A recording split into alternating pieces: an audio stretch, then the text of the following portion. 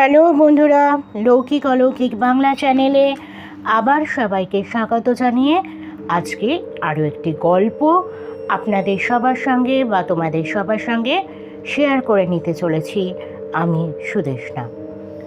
বন্ধুরা, কথা মতো প্রতি বৃহস্পতিবারে একটি করে গল্প এবং রবিবারে একটি করে ঘটনা, অবশ্যই অলৌকিক বা ভৌতিক বা দৈবিক এই ধরনের ঘটনা এবং গল্প তোমাদের সঙ্গে শেয়ার করছি। কেমন লাগছে কমেন্ট বক্সে জানাও।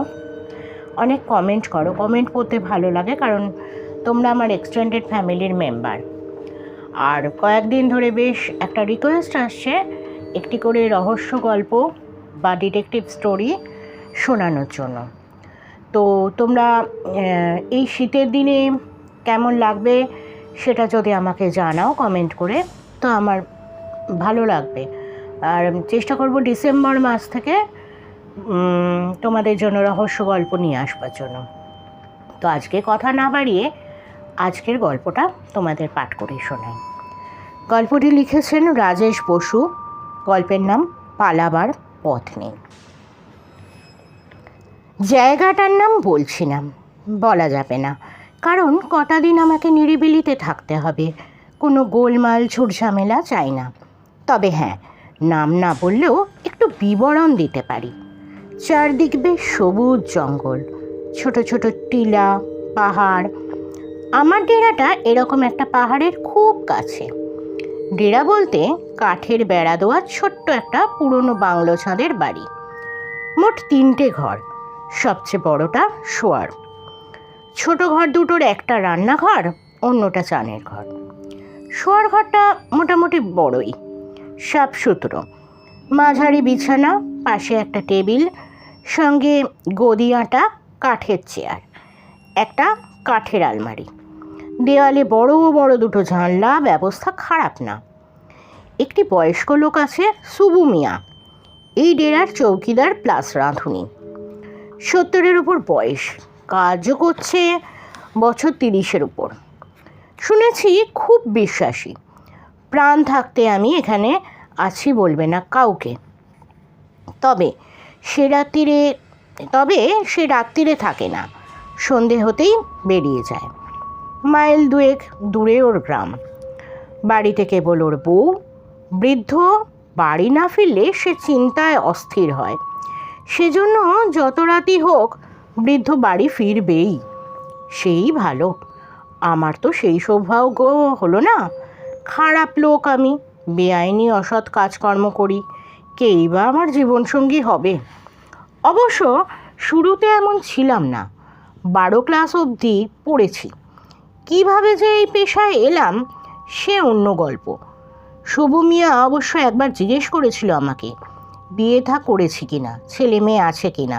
উত্তর দিইনি। আলগা হেসেছি। সে কি বুঝেছিল জানি না, কেমন চেয়েছিল খানিক।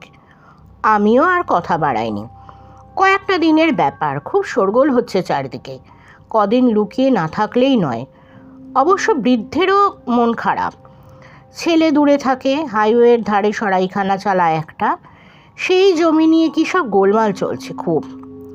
কদিন ধরে খবর নেই নাকি ছেলের। সে অবশ্য নিজেই বলল এসব, আমি জিজ্ঞেস করিনি।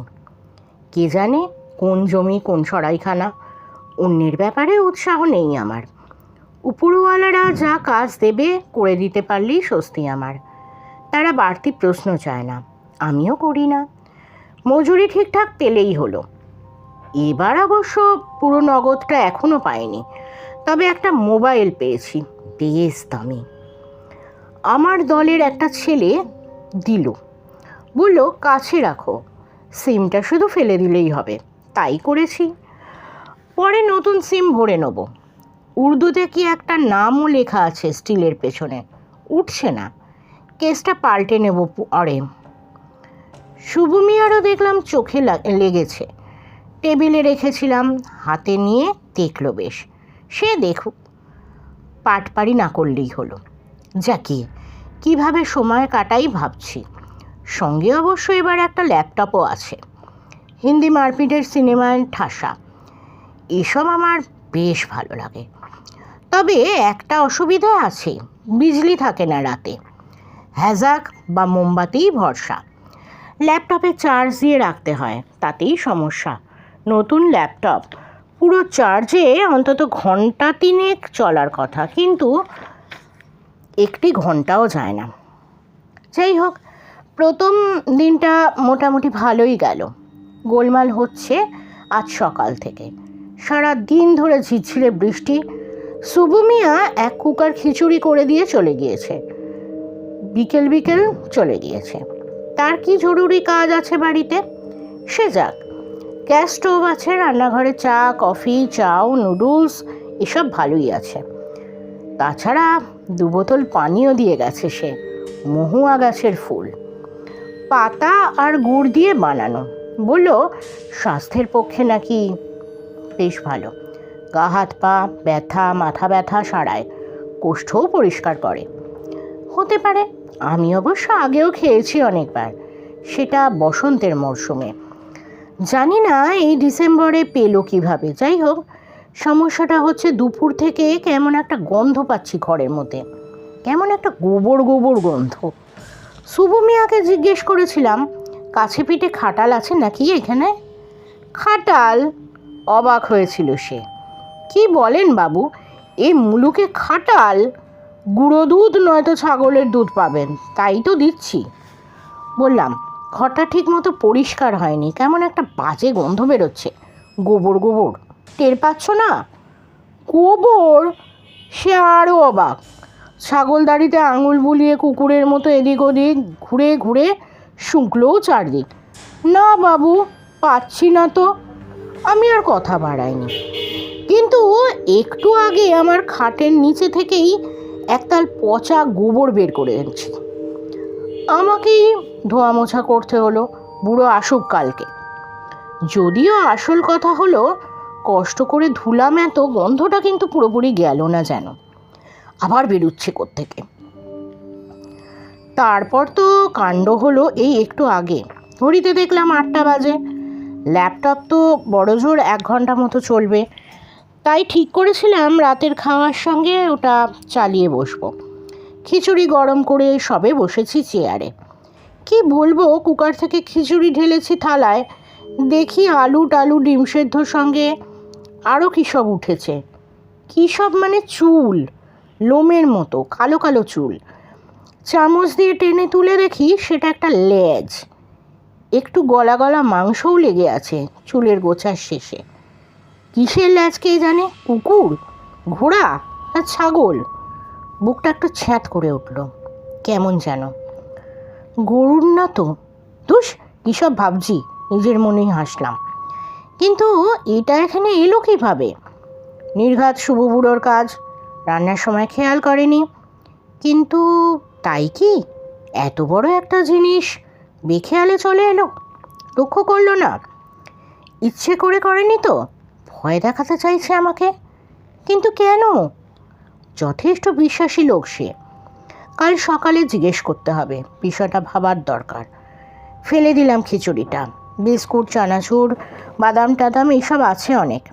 বুড়োর দেওয়া পানীয়ও খেতে ইচ্ছে হলো না, সেটাও ফেলে দিয়ে ল্যাপটপ চালিয়ে বসলাম। মন বসলো না। তাছাড়া কেমন যেন একটা অস্বস্তি লাগছে, অদ্ভুত একটা অনুভূতি।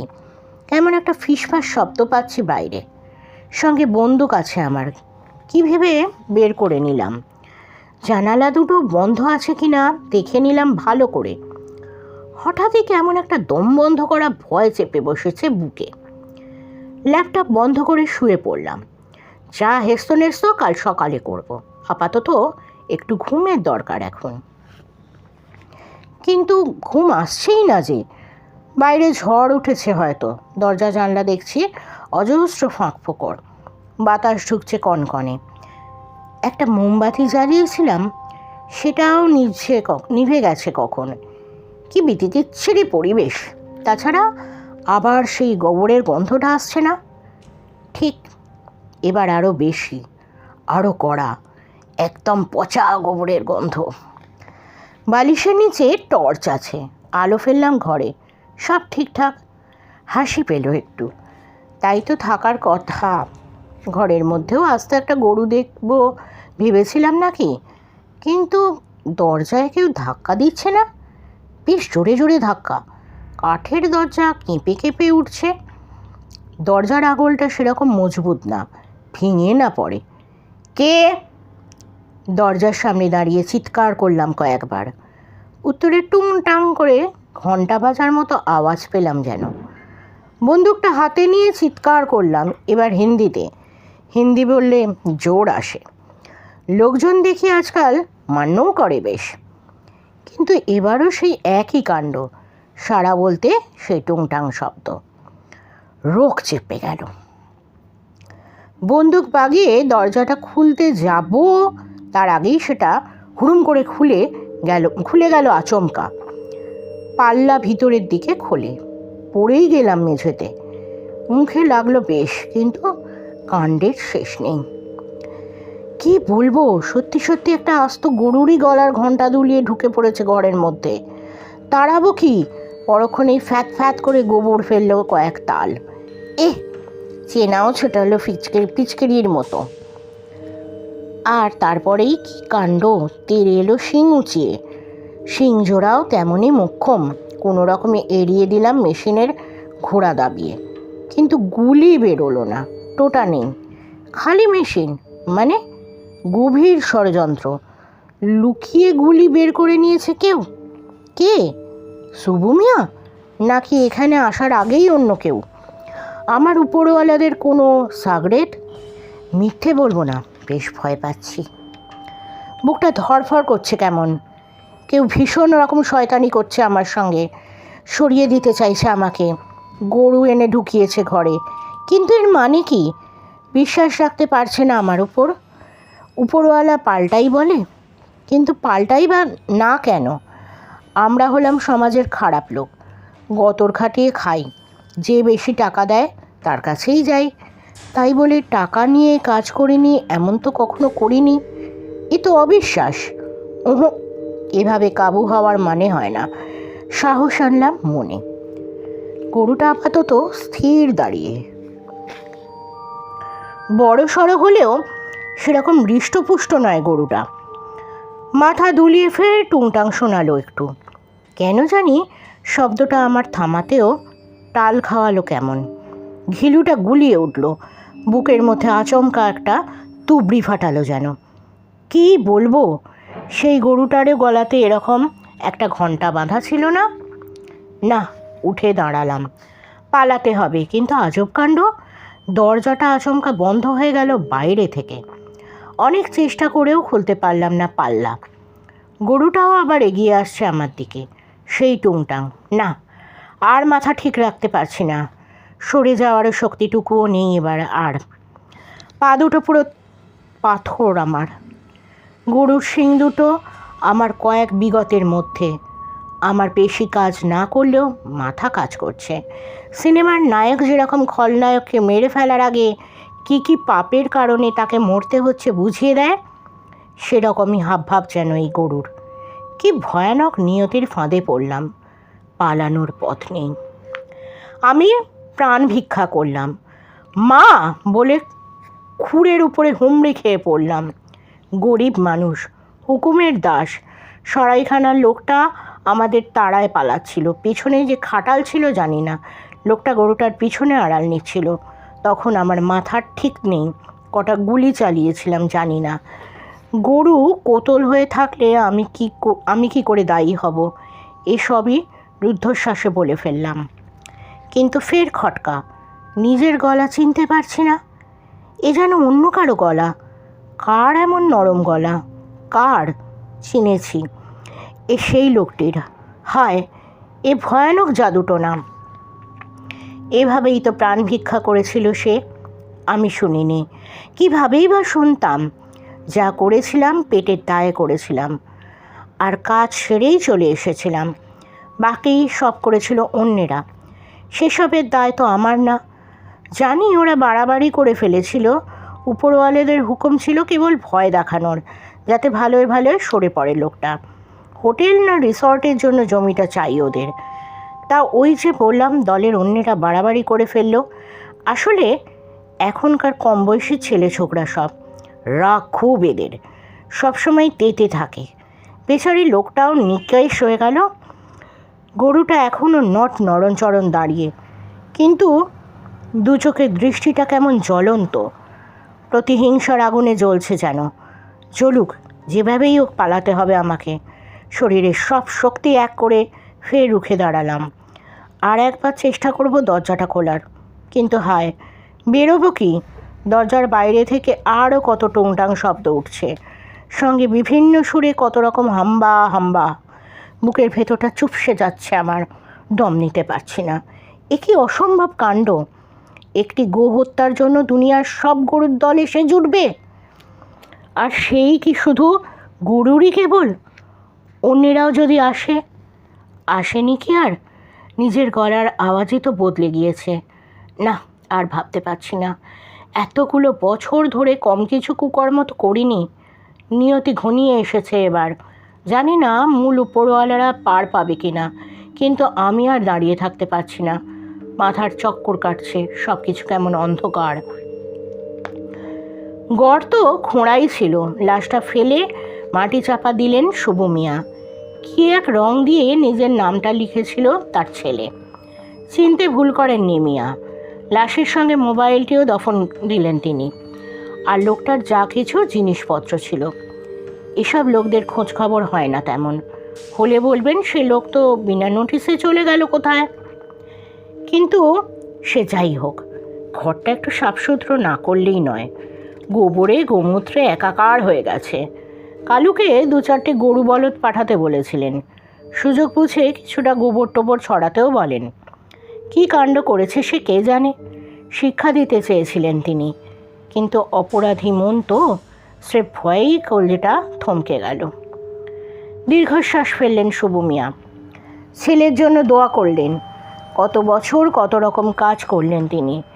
সেই স্বাধীনতার সময় জন্মেছিলেন, কতগুলো বছর চলে গেল, কত উপরওয়ালা পাল্টালো, কিন্তু এই বুদ্ধগুলো একই রকম রইল। মানুষ আর হলো না, গরু বলদ হয়েই রইল।